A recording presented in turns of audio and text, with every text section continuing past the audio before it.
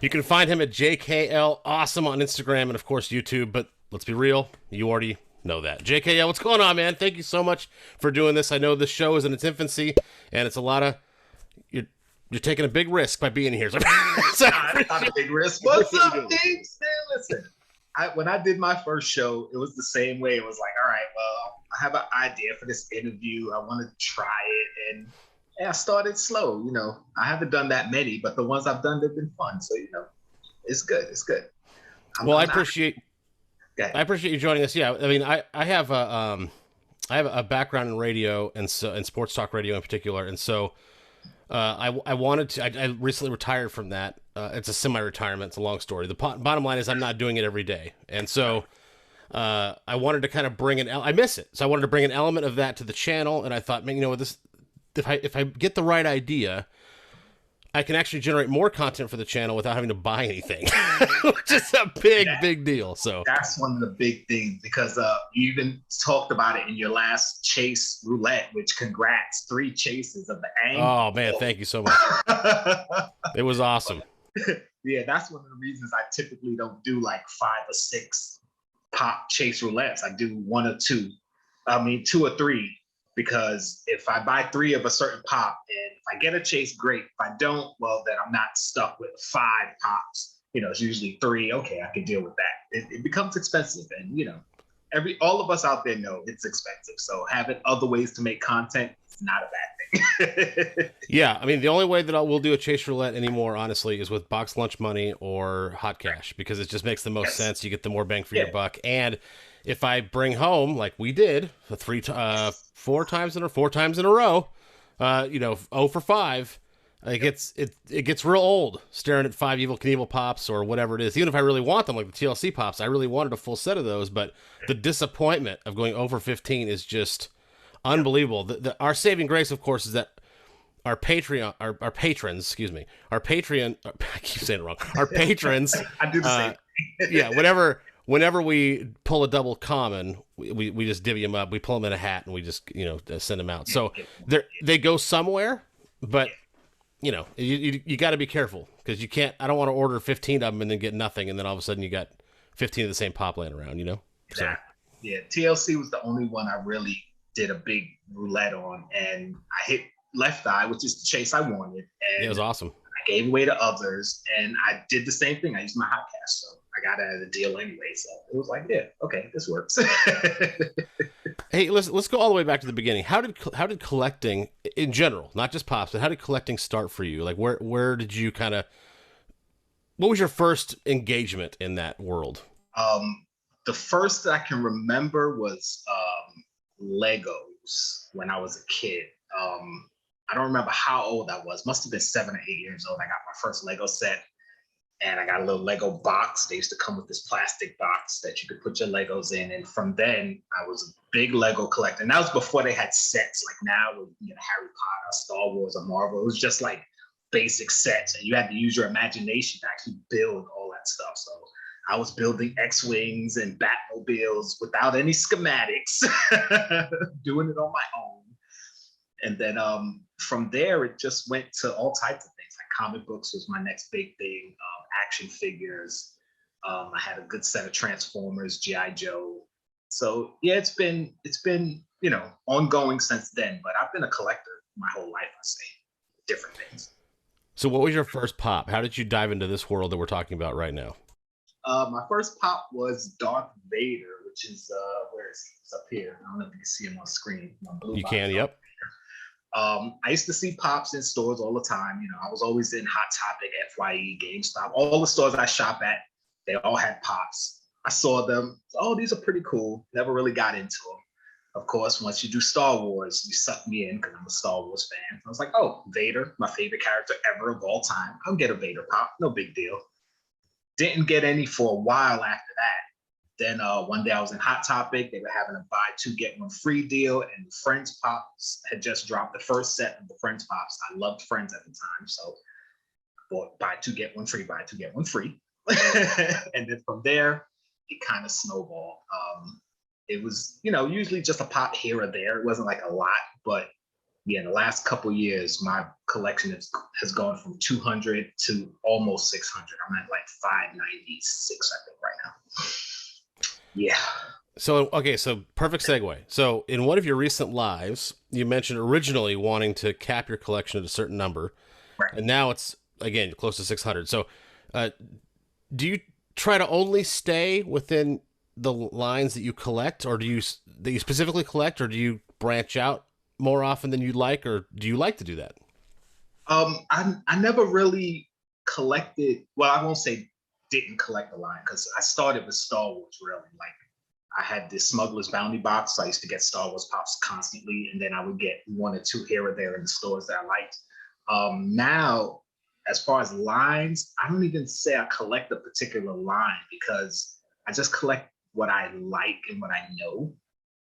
My biggest, of course, are my Star Wars, DC, Marvel, and television because, you know, Marvel, DC, Star Wars, and who didn't watch a lot of TV. So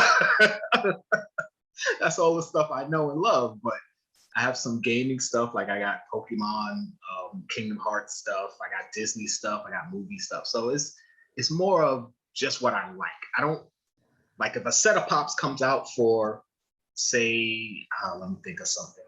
I can't even think of a movie, but say a certain movie, whatever. I won't necessarily get the whole set. Like say the Mummy, for instance, they dropped the Mummy pops. I'm not going to get all of them. I'll get Imhotep because I like that character, but I don't have to get the whole set. Certain ones I do get the whole set. So it's a pick and choose type. So, do you consider yourself a completionist then? No, not at all. Certain things, if I want the whole set, yes, I'm a completionist. But for other things, it's like no. Like take the Pokemon for example. I was big into Pokemon back in the day. I used to play the card game. Still have some old cards in a box somewhere. Probably worth money. But I'm not getting all of the Pokemon. Come on, there's hundreds of them. They could keep going with Pokemon forever. I'm surprised I have the 9 that I have now. I didn't plan on getting 9. I only wanted the first 4: Pikachu, Charmander, Squirtle, and Bulbasaur.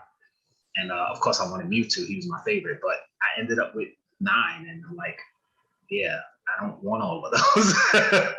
But sometimes you get sucked in with certain ones, but no, not a completionist to answer the question. I'm sorry. I'm a completionist, so more power to you, sir. But I'm a completionist, and collecting is very difficult when you're a completionist because Star Wars, that's impossible. I'm not going to touch on that, but because some things are just too big, right? If you wanted to collect all the Batmans, for example, like you'd be here for 50 years and you'd still be missing 100 of them, Right. But Mandalorian, I've got them all, and again, when I say all, I mean 4-inch pops. I don't mean all the jumbos and deluxe and rides and all that. So I've got all the Mandalorian pops from the beginning, but again, I came in on the ground level. That's a lot easier. Right? Yes. Like my son is trying to get all the Pokemon pops, like you just mentioned, but it's a lot easier to buy them 4 at a time or whatever, or get maybe a con exclusive here and there. It's not easy when you're trying to catch a moving train. And that is where some of my collection, like I'd love to get, Retro Toys is a bad example because they kind of did come out in the last year or so, but go with me on that. So if you wanted to get all the Retro Toys and you're just starting now, you'd be hundreds of dollars in the hole before you even started, really. So it's things like that I admire you for being a completionist for sure. But I have a hard time. I guess it's a long-winded way of saying it focuses my collecting. So I've got all the Mandalorians. I've got every stand-up comedian pop, which is only 4, but I've got every one, and they're pricey. They're not cheap. And I missed a couple of those. I wanted all of them, but I missed them. And I've got all the. I'm trying to get all the Retro Toys. And I'm trying to get all the NHL hockey pops. Those are everything else that I collect. You kind of see behind me a grab bag of stuff is just things that I like, but it's hard for me to accept that. I want them all, and that's very, very tough. Well, that's how I talk to my kids all the time, and when we're out, buying stuff, and I'm always like, oh, I want that. And of course, my daughter, the youngest, she's like, oh, why don't you just buy it? I'm like, well, I can't buy everything I want. If I were to buy everything I wanted, we wouldn't have a house. We'd be living in toy boxes. Like, You can't just get everything you want. So I understand the pick and choose, narrow focus, which is why the past couple months I really haven't bought a lot because I know there's stuff coming that I really, really want. So it's like the same lesson I try to teach them. I mean, my son's grown now, so he knows, but it's like you can spend $5 on things you really want, you kind of want, or spend $15 on something you really want, and Funko Shop is dropping stuff all the time. So instead of going to the stores and buying pops I can get almost any day, it's like, all right, wait for the big drops. SDCC Con is coming, like, so I'm being a lot pickier on what I choose to buy now. Yeah. How do mystery boxes factor into your collecting? What I mean by that is, because you're right, like a lot of the times you'll see, I'm just going to use these. It's not an indictment on these two companies, but just for example, Chalice and Chrono, right? So if you get a Chalice or a Chrono box, you're almost guaranteed to get a pop that is new and was just put out within the last 6 months, and you can kind of find it on the shelf at any kind of given Target or whatever, right? So does that factor into what you buy up front? I guess is what I'm trying to say. Well, I don't do mystery boxes often. I mean, I've done a couple of Poptopia boxes. I've actually done a couple of Chalice boxes. The two mystery boxes I opened on the live that I did for my birthday, those were actually, one was for me, but one was a Patreon giveaway. So that was more for them. Yeah, I typically don't do mystery boxes. If I do them, it's usually Chalice or Poptopia because number one, they're cheaper. And and usually they're gonna have stuff in there that I don't have. So far, with both of them, the only pop I've gotten that I had before was the gold Biggie, the Toy Tokyo exclusive, and I just bought that. So the fact that I got a second one, I ended up giving away the second one. So it was pretty cool that was one of the ones I got a copy of. But yeah, I haven't gotten too many pops that were new as far as in store, or pops that like I couldn't give to people that they would appreciate. Put it that way. Is it the hunt for you? Do you love the hunt, or do Yes. you like collecting what you want? I know there's a fine line there. Yes, But I like the hunt. I like walking because I started that way. Before I started going on YouTube and seeing, people have channels, I should watch these guys. It was just me and the kids, because this is something we did often. Like I just said, we used to see pops in the store all the time. We never bought them, but what I do with them is we go to stores, we go to malls, we hang out, like we have fun doing silly stuff. So it was my daughter's suggestion when we recorded and make a channel. So I was like, oh, sweet. But as far as hunting, that was what I did. I went into the store and whatever was there, if I wanted, I bought. When the pandemic happened and everything got shut down, that's when I got into online shopping, and that's where my collection really took off, because it was like, put in the cart. Like my landlord was like every day 3-4 boxes for me just coming. And yeah, that's, first of all, it's a dangerous game. that it is, yes. Definitely go broke really fast. And to this day, I've got pre-orders that I'm looking at my account like, where'd my money go? And it's like pre-order. Like they're going through now. I'm like, I forgot I ordered that stuff. So yeah, I definitely like going to the stores, hunting, seeing what's there, and having to make that hard choice of buy this or leave empty-handed. Before I let you go, I got to hear about this great idea that you had, because this is how I found out about you and your channel. I've been subscribing for a while now, about 5-6 months now. And you sent mystery boxes to other YouTube channels around Christmas time. Yes. So could you kind of take us through that idea generation and then the actual fruition of it and how much it cost you and all that stuff? Oh, well, I can't tell you how much it cost because I don't remember. I can tell you that a couple of the boxes I sent overseas were very expensive. Considering the pops I sent, like the shipping was like 3-4 times what the pop was worth. Oh, for sure. We sent somebody that you. This is again how I found out about you. We sent Funko Mad, our friend Funko Mad Chelsea, across the Atlantic. We sent her recently a box. It had a Sour Patch Kid Funko Pop in it because she seemed to really like Sour Patch Kids in a taste test video thing that she did, which I thought, by the way, and I'm very open about this. I told her this. I thought I was going to hate that video.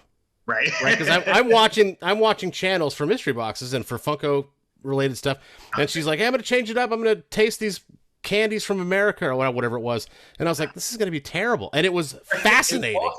It was fascinating. So I started doing some research. McGinley and I started doing some research of like, what American treats do they not get over there, and then we put like 6 or 7 of them in a box and sent them with a pop and all that. But anyway, my point is that that was $25. Just for the shipping, not what went in it, So I can only imagine what you had to pay. Yeah. It was expensive, but again, I wasn't thinking about the money at the time. It was like holiday season. I had the little extra cash. I could have bought myself pops or whatever, but I was like, you know what? At that point, I had been making videos for a while. We started our channel, I think, in December 2019, I think, but we weren't doing like constant content. Mm-hmm. We didn't have a lot of contact with other content creators or what have you. So it was just pretty much me watching other content creators. And I was like, you know what? I know people do box swaps and stuff like that during the holidays. So I was trying to think of something like that. But I said, you know what?